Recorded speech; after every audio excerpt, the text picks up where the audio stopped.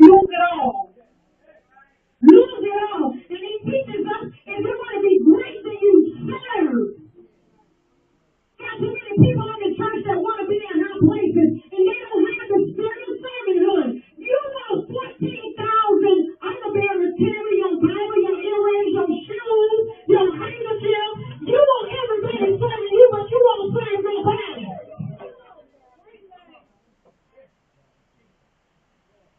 Come in the building like you the president of the United States.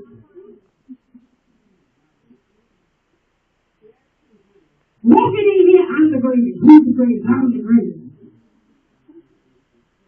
We'll serve one another.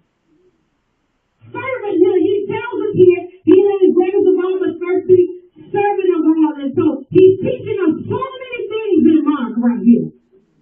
So many principles. He's very intentional. When you get tired, those of you that are growing in the faith of God, go to Mark.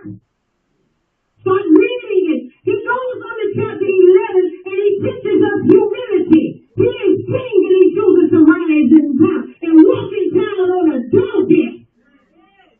He is king. He didn't show up in a limo with a limo driver, with people dropping roses at his feet as he walked in the church.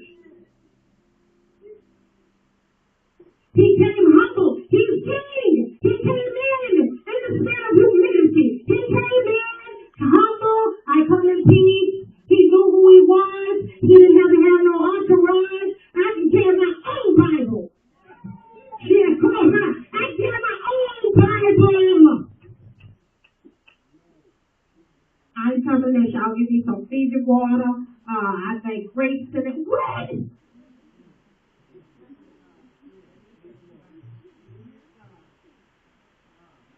Some grapes and some Fiji water and fruit spread over.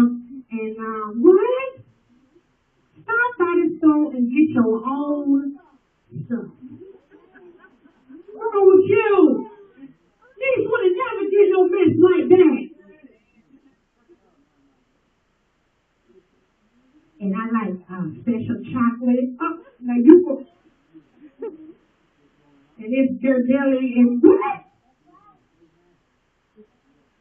And if you don't give it 2,000 first, I ain't showing up. What in the world? Jesus would have never, no, he never conducted himself that way. He was very humble, like, what is going on in the church that people would think that they have such a greater revelation and greater knowledge and they can give us such great meat and it costs $5,000 for them to give it to us. What is going on in the church? He's teaching us humility here. He's coming in peace. He don't have no nurses with him. He don't have no adjutants calling with the roll on the bear or whatever, however y'all want to call it. It don't take 15 people to walk you down no aisle.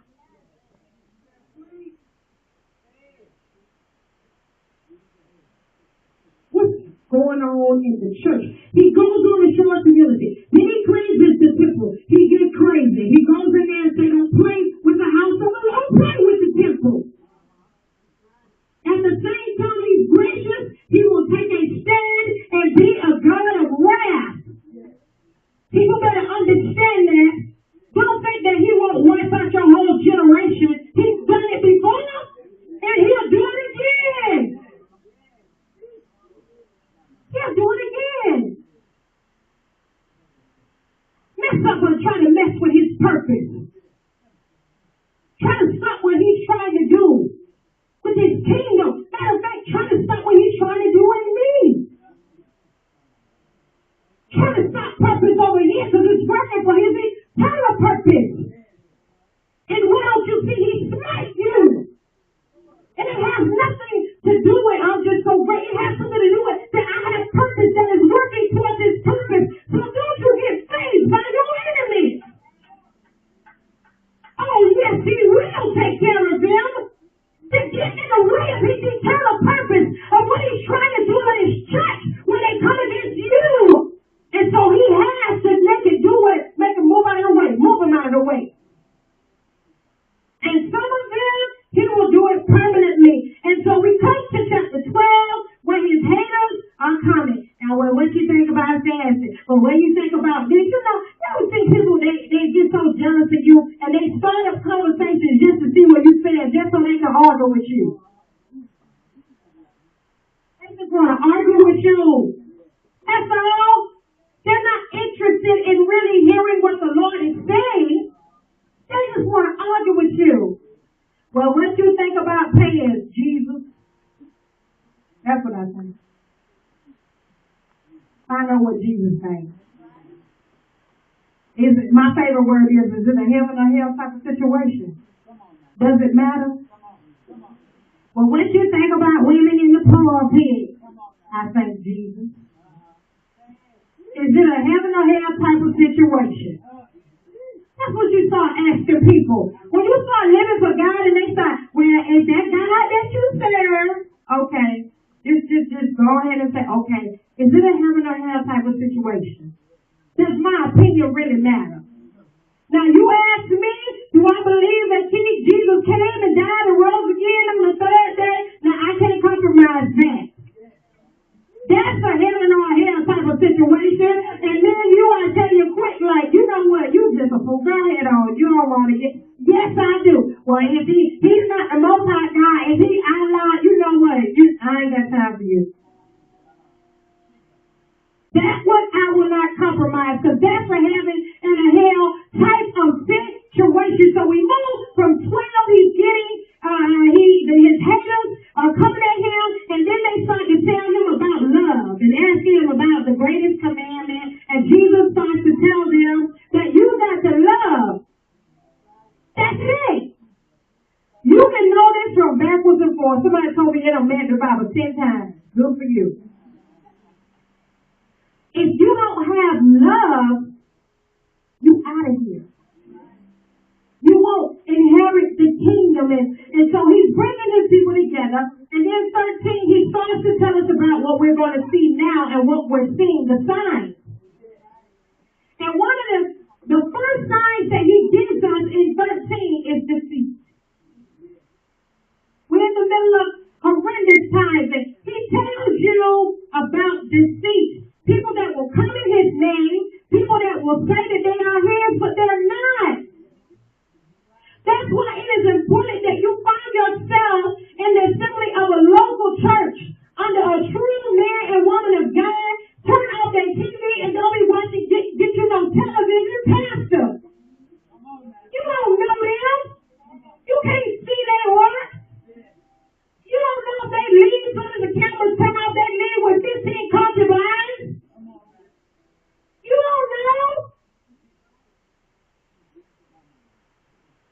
He's telling us of the times that we're facing today. He's telling us about wars and rumors of wars, and he's getting us ready, and he's been going through, and now he's come to a place in chapter 14 where he's at the Garden of Gethsemane.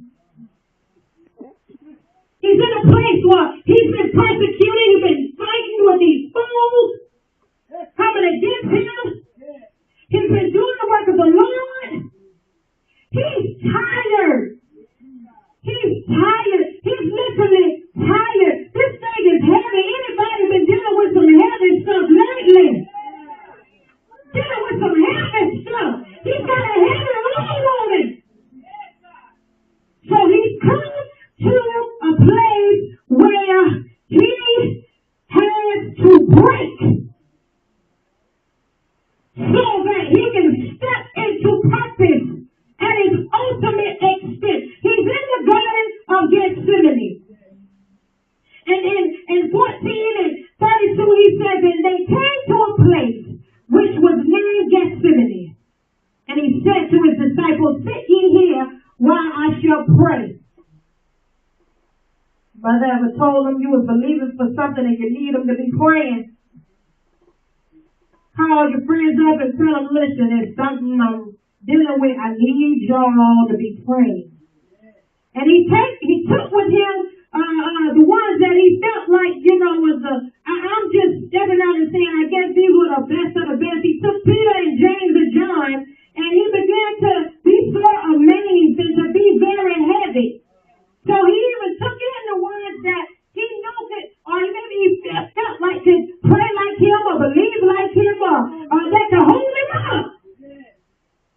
And so you see here, it said that he was sore and amazing. He was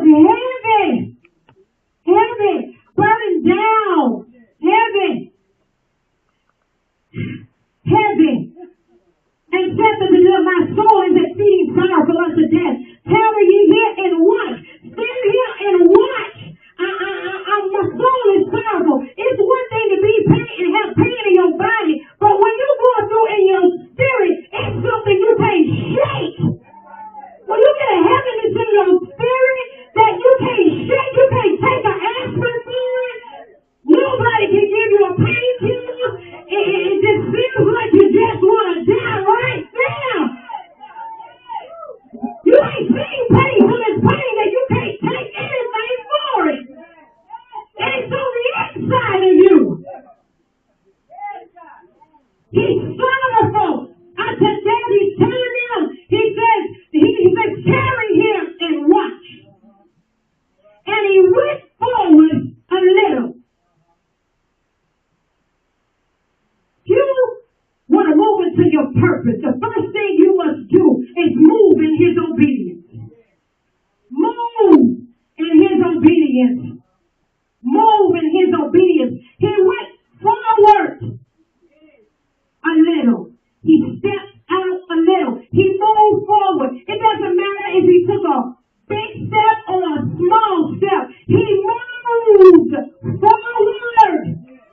And so the first thing that I want you to get out of this is that when God is taking you to a place of purpose, and you come to your darkest times, and you come to your darkest situations, and your most troubled situations, you're in your most troubled state, you're in your most sorrowful state. The first thing that you must do is to continue to move in obedience. 1 Samuel 21 and 24 tells you that obedience is better than sacrifice. Obey him. Move in obedience, because without God and Jesus' obedience in Gethsemane, that there would not be a death in Calvary. And many people, when they come to the place, and the hard place, or what they call the low place, you don't understand. It's the highest level that you can be in the spiritual realm, but you do not properly consecrate. When you're placed in times of trouble at the low place. Many people can't make it past Gethsemane. They don't know how to consecrate in Gethsemane. They don't know how to move forward in the Lord's presence in your life. You don't know how to keep moving. And so, if he had not moved and been obedient and did what God told him to do and continue to walk towards his purpose, then there will be no you and there will be no me. We wouldn't stand a chance. We would be burning in hell forever. No life. If he had not been in obedience, I'm telling you, be obedient in this hour. Move like he moved, just like that. When he says move, you move. If he says jump, you jump. If he says crawl, you crawl. If he says walk, whatever the Lord says, you just do it. Out of your obedience, you will get strengthened. You will get strengthened in your obedience. Yes, and those small steps will turn into strides. After a while, you'll be power walking, and next thing you know, you'll be jogging, and then you'll be sprinting to the finish line. If you move, so he moved forward, and then he fell on the ground. It didn't say he knelt, say he.